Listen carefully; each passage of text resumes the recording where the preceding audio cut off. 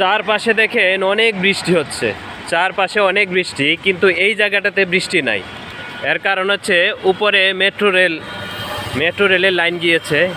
তো মেট্রো রেলের লাইন যাওয়াতে এইখানে রাস্তায় মোটামুটি মেট্রো রেলের লাইনটা একটা ছাতার মতো কাজ করতেছে। এই যে আমি নিচে দিয়ে হেঁটে যাচ্ছি, হ্যাঁ, আমি ভিজতেছি না। চারপাশে বৃষ্টি হচ্ছে কিন্তু আমি ভিজতেছি না।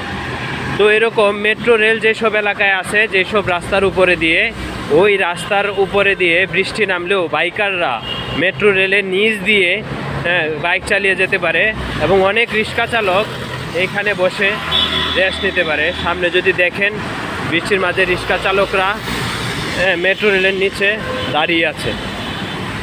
তো আমারও সুবিধা হয়েছে এই লাইনটা থাকাতে, আমিও ও পাশ থেকে এ পাশে হেঁটে হেঁটে চলে যেতে পারছি।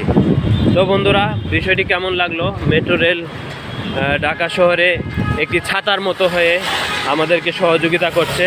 হ্যাঁ, বিশেষ করে ছিন্নমূল যারা ঢাকা শহরে, যাদের থাকার ঠাঁই নেই, হ্যাঁ, তারা বৃষ্টির সময় এইখানে বসবাস করতে পারতেছে এবং এইখানে অনেকেই এইভাবে থাকে।